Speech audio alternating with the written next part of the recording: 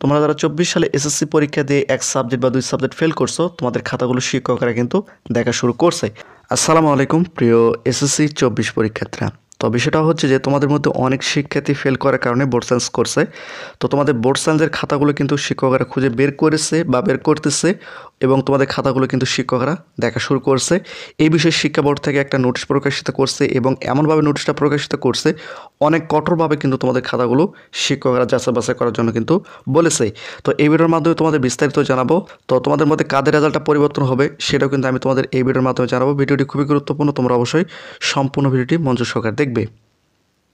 তো বিষয়টা হচ্ছে যে তোমরা যারা 24 সালে এসএসসি পরীক্ষা দিয়ে এক সাবজেক্ট বা দুই সাবজেক্ট ফেল করছো, তোমাদের খাতাগুলো শিক্ষকরা কিন্তু দেখা শুরু করছে। তো এখানে শিক্ষা বোর্ড থেকে যে কঠোরভাবে বলেছে, দেখো, উত্তরপত্র প্রাপ্ত নম্বর পরিবর্তন করে জমা দিলে তার বিরুদ্ধে বিধি মোতাবেক ব্যবস্থা গ্রহণ করা হবে।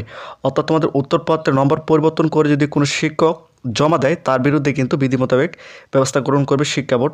এটা হচ্ছে ঢাকা বোর্ডের, তোমরা এখানে দেখতে পাচ্ছ, দেখো, board of intermediate and secondary education board, Dhaka, examination 2024।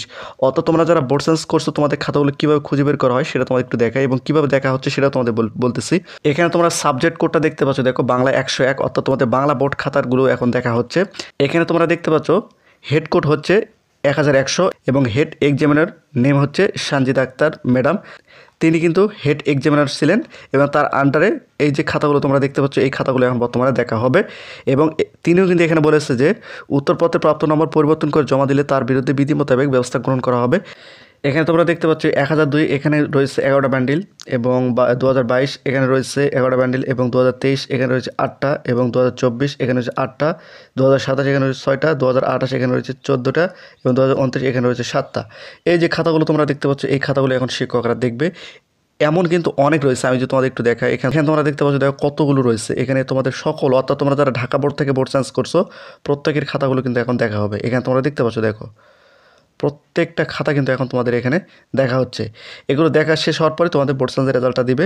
এখানে প্রত্যেকজন শিক্ষকের ক্ষেত্রে কিন্তু বলা হয়েছে যে উত্তরপত্রের নম্বর পরিবর্তন করলে কিন্তু তার বিরুদ্ধে ব্যবস্থা গ্রহণ করবে। এটা হচ্ছে কাফিল উদ্দিন স্যার অধীনে কিন্তু এই খাতাগুলো দেখা হচ্ছে, তোমরা এখানে দেখতে পাচ্ছ। এবং এগুলো জমা দেওয়ার তারিখ হচ্ছে যে, দেখো, 25/5/2024, অর্থাৎ মে মাসের 25 তারিখের মধ্যে এই খাতাগুলো জমা দিতে হবে।